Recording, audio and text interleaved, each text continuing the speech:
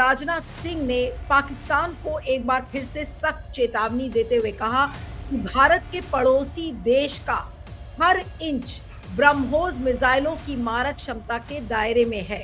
मुझे लगता नहीं, मुझे लगता है ये सिर्फ बयानबाजी है। जिसे कहते हैं ना हमारे यहाँ चौराहे पे खड़े हुए लड़के जो एक दूसरे को देते हैं पर कुछ करते नहीं फिर।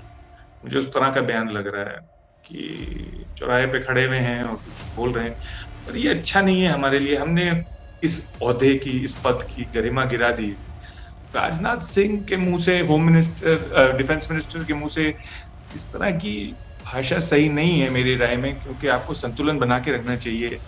अगर आप वाक़ई में एक-एक इंच उनकी ज़मीन का है, तो फिर आप लीजिए जो अ, पाकिस्तान ऑक्युपाइड कश्मीर है वो आप वापस लीजिए। आप या इंडिया पाकिस्तान बन जाए, पाकिस्तान को भी वो मुस्लिम प्रतीक मानते हैं।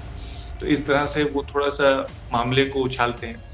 इसका मतलब ये भी है कि वो बिहार में देख रहे हैं कि मुश्किलें हैं आगे। तो कहीं ऐसा तो नहीं कि भारत पाकिस्तान पर हमला करने की तैयारी में हो? क्योंकि ये तो बराबर प्रधानमंत्री कहते ही आ रहे थे कि ऑपरेशन सिंदूर अभी खत्म नहीं हुआ है।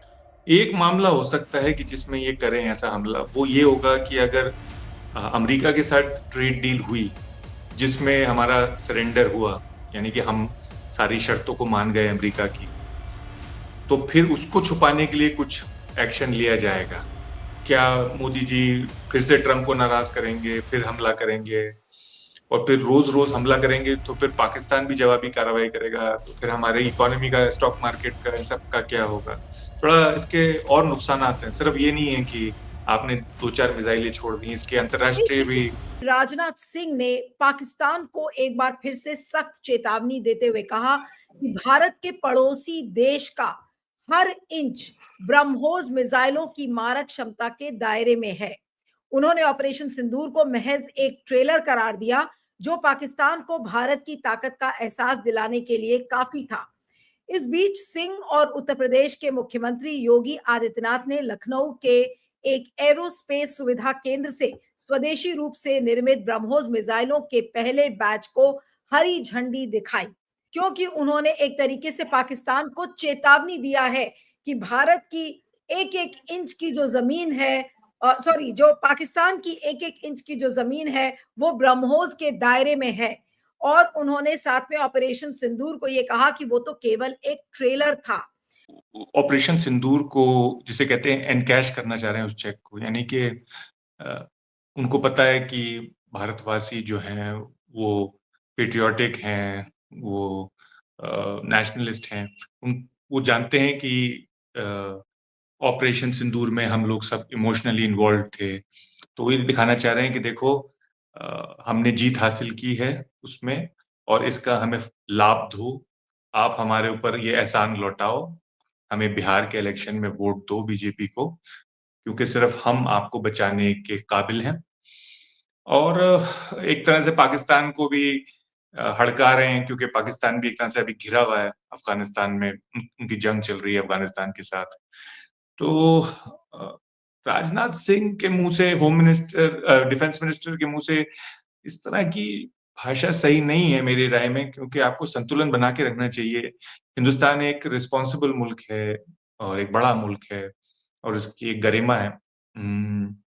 पर उन्होंने ये किया है, ये साफ तौर पे ये एक चुनावी भाषा थी, एक चुनावी जुमला था। क्योंकि अगर वाक़ई में ऑपरेशन सिंदूर रुका हुआ है, तो फिर आप इंतज़ार किस चीज़ का कर रहे हैं? अगर आप वाक़ई में एक-एक इंच उनकी ज़मीन का है, तो फिर आप लीजिए जो अ, पाकिस्तान ऑक्युपाइड कश्मीर है, वो आप वापस लीजिए। आपका उसके ऊपर क्लेम है, आपका उसके ऊपर दावा है। आप किस बात से फिर डर रहे हैं? फिर आप जाइए और नहीं, लेकिन लीजिए। आज राजनाथ सिंह का जो ये स्टेटमेंट है, इसको हम क्या हम इस तरह से समझने की कोशिश करें कि बिहार के चुनाव के बीच में वो एक बार फिर से ऑपरेशन सिंदूर की याद दिला रहे हैं और ये बताने की कोशिश कर रहे हैं कि देखिए, पाकिस्तान का जो एक एक इंच की जमीन है वो हम छोड़ेंगे नहीं। वो किस किस लिए उन्होंने आज ये बात कही? आज वो चाहते तो वो इस चीज से बच भी सकते थे, लेकिन हमेशा की तरह, जैसे कि हमेशा चीजों को भुनाने की कोशिश बीजेपी करती है, वही काम आज राजनाथ राजनाथ सिंह भी करते हुए नजर आए। देखिए, ये तो बीजेपी करती है इलेक्शन से पहले, ये खास अंदाज है बीजेपी का। आपको याद होगा कुछ हफ्ते पहले आई लव मोहम्मद कहने पे हजारों मुसलमानों को गिरफ्तार कर लिया था कानपुर में और लखनऊ में। तो इस तरह से वो चाहते हैं कि इलेक्शन से पहले थोड़ा सा मामला बिगड़ जाए, हिंदू मुस्लिम बन जाए या इंडिया पाकिस्तान बन जाए।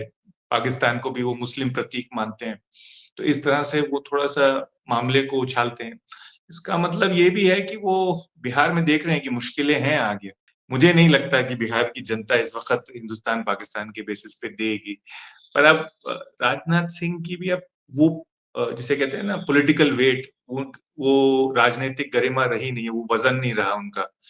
तो अब वो किस तरह से कंट्रीब्यूट करें, किस तरह से हिस्सेदारी लें एक इलेक्शन कैंपेन में, उनके पास और कोई चारा भी नहीं बचा है। उनकी जो यूपी में जो साठ थी गांठ थी वो सब तोड़ दी है मोदी जी ने, अमित शाह ने और योगी ने। तो अब उनके पास कुछ है नहीं मोबिलाइज करने को। और हर नेता को दिखाना पड़ता है इलेक्शन से पहले कि मैं भी इम्पोर्टेंट हूँ, मेरा भी वजन है भाई, मैं भी वोट खींच सकता हूँ। तो इस तरह से उन्होंने अपना एक कंट्रीब्यूशन भी दिया है समझिए कि इलेक्शन के लिए। इसको हम दो तरीके से देखें, या तो एक जो उनकी खोई हुई साख है राजनाथ सिंह की, वो वापस लौटने की कोशिश कर रहे हैं, एक ये तरीका हो सकता है। दूसरा ये, क्योंकि वो देश के रक्षा मंत्री हैं, तो कहीं ऐसा तो नहीं कि भारत पाकिस्तान पर हमला करने की तैयारी में हो, क्योंकि ये तो बराबर प्रधानमंत्री कहते ही आ रहे थे कि ऑपरेशन सिंदूर अभी खत्म नहीं हुआ है। एक मामला हो सकता है कि जिसमें ये करें ऐसा हमला, वो ये होगा कि अगर अमेरिका के साथ ट्रेड डील हुई जिसमें हमारा सरेंडर हुआ, यानी कि हम सारी शर्तों को मान गए अमेरिका की, तो फिर उसको छुपाने के लिए कुछ एक्शन लिया जाएगा मेरी राय में। क्योंकि उससे जो है वो मोदी जी की छवि और उनके जो विश्व गुरु वाला स्टेटस है उसमें कमी आएगी। तो वो प्रोफाइल बचाने के लिए हो सकता है कि हो। पर बिहार के चुनाव के लिए सिर्फ होगा ये, ऐसा मुझे मुश्किल लग रहा है हमला वहां पे। पर इसको इस ऑपरेशन सिंदूर का ढिंढोरा पीटा जरूर जाएगा बिहार में भी, क्योंकि आपको याद होगा कि आज से कई साल पहले जब, अब अमेरिका भी इन्वॉल्व है, ट्रम्प भी हैं, काफी चीजें इस वक्त गड़बड़ में है। क्या मोदी जी फिर से ट्रम्प को नाराज करेंगे, फिर हमला करेंगे, और फिर रोज रोज हमला करेंगे तो फिर पाकिस्तान भी जवाबी कार्रवाई करेगा, तो फिर हमारे इकोनॉमी का, स्टॉक मार्केट का, इन सब का क्या होगा। थोड़ा इसके और नुकसान हैं, सिर्फ ये नहीं है कि आपने दो चार मिसाइलें छोड़ दी, इसके नहीं, अंतरराष्ट्रीय भी। लेकिन मोहसिन, क्या इतना साधारण तरीके से हमें ये राजनाथ सिंह का स्टेटमेंट देखना चाहिए? क्योंकि इस समय पाकिस्तान, हिंदुस्तान, अफगानिस्तान, ऊपर से जो डोनाल्ड ट्रंप बार बार कहते हुए आ रहे हैं कि भाई उन्होंने मध्यस्थता कराई भारत और पाकिस्तान के बीच में। अगर इन सारी चीजों के दायरे में अगर राजनाथ सिंह के स्टेटमेंट को देखें, तो ये कहां पर फिट बैठेगा इनका स्टेटमेंट? वो क्या असल में कहना चाह रहे हैं? क्या वो मोदी जी की भाषा बोलना चाह रहे हैं, उनके बिहाफ पर बोल रहे हैं, या वो कोई सफाई दे रहे हैं डोनाल्ड ट्रंप के उन स्टेटमेंट्स की जहां पर वो बार बार इस बात को कह रहे हैं? कैसे देखेंगे इसको? आपको याद होगा कि कुछ दिन पहले हमारे आर्मी चीफ और एयरफोर्स चीफ और कई और जनरल और प्रमुख नेताओं ने एक ही दिन आसपास पाकिस्तान के खिलाफ कई बयानात दिए थे। और आपको याद होगा उन्होंने कहा था कि हमने, कोई कह रहा था हमने 8 उनके जेट गिरा दिए, कोई कह रहा था 15 गिरा दिए हैं, कोई कह रहा था हम उनको ऐसा मजा चखा देंगे, हमने उनके सारे ध्वस्त कर दिए, उनके एयरफील्ड और उनके न्यूक्लियर अड्डे। तो मुझे लगता है कि ये ऊपर से कमांड आती है पीएमओ से, क्योंकि आर्मी और एयरफोर्स के लोग ऐसी भाषा कभी पहले बोलते नहीं थे। हमारे जो जनरल थे वो बड़ा संभल के, संयम के साथ बोलते थे, और जब लड़ाई होती थी फिर तभी बोलते थे, ऐसे पहले से मुंह नहीं खोलते थे। तो मुझे लगता है कि ऊपर पीएमओ से आती है डायरेक्शन। और जब भी मोदी जी किसी मुश्किल में होते हैं तो ऊपर से एक कमांड आती है। मुझे पता नहीं वो मोदी जी खुद देते हैं या मोदी जी अमित शाह से कहते हैं और अमित शाह देते हैं, पर वो आती है कमांड नीचे तक, और उसमें जनरल भी बोलते हैं। ये तो अच्छी, मतलब ये तो सभी जानते हैं दिल्ली में लोग, मैं कोई ऐसा सीक्रेट नहीं बता रहा हूँ। फिर इस तरह के बयान दिए जाते हैं। अब ये मुझे पता नहीं कि राजनाथ सिंह ने अपने तौर पे दिया है ऐसा बयान, या ऊपर से प्रेशर आया है कि आप ऐसा बयान दीजिए। अब ये मैं नहीं कह सकता कि ये किसके नहीं, लेकिन अगर आप टाइमिंग देखें उस स्टेटमेंट की, तो टाइमिंग ये है कि भई वो ब्रह्मोस की जो इंडिजिनस यूनिट है, उसका इनॉग्रेशन कर रहे थे, जो ब्रह्मोस एरोस्पेस यूनिट है लखनऊ में, वो उसका इनॉग्रेशन करते हुए उन्होंने ये जवाब इस तरीके का स्टेटमेंट दिया है। तो ऐसे में ब्रह्मोस एरोस्पेस के बारे में बताना और बताने का क्या तरीका, केवल और केवल पाकिस्तान पर हमला करने से ही होगा, किसी और तरीके से भी वो बता सकते थे। और उनकी मौजूदगी में योगी आदित्यनाथ भी मौजूद थे और तब उन्होंने ये स्टेटमेंट दिया है। हाँ, एक तरह से आप समझिए कि योगी ने कब्जा कर लिया है राजनाथ सिंह के बेस के ऊपर।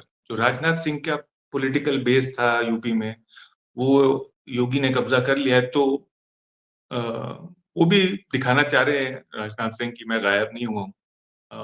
अब ये राजनाथ सिंह इतना बड़ा अंतरराष्ट्रीय बयान अपने सिर्फ तौर पे दे देंगे, हो सकता है, दे भी सकते हैं, क्योंकि वो प्रमुख लीडर हैं, बड़े लीडर हैं बीजेपी के। पर मुझे लग रहा है कि कुछ साठ-गांठ रही होगी पीएमओ के साथ। अकेले ऐसे नहीं बयान देंगे वो। नहीं, तो बेशक आप इसका कह रहे हैं कि मोदी जी ने या पीएमओ से उनको ये निर्देशन दिया गया होगा कि तुम इस तरीके का बयान दो। हो सकता है।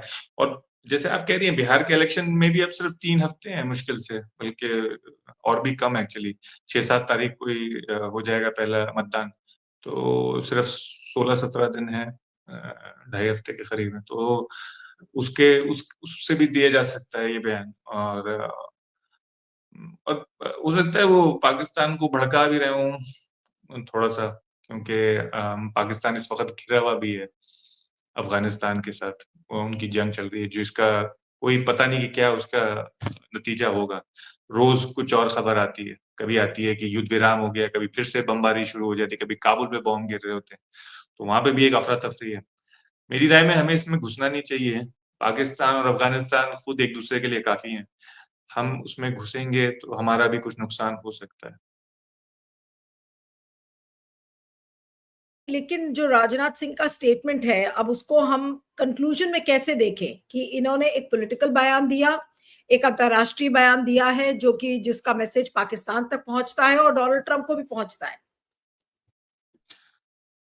आम डोनाल्ड ट्रंप ने एक अजीब बयान दिया है कि मैं जब चाहूँ मैं अफ़गानिस्तान और पाकिस्तान के बीच में युद्ध विराम करा सकता हूँ।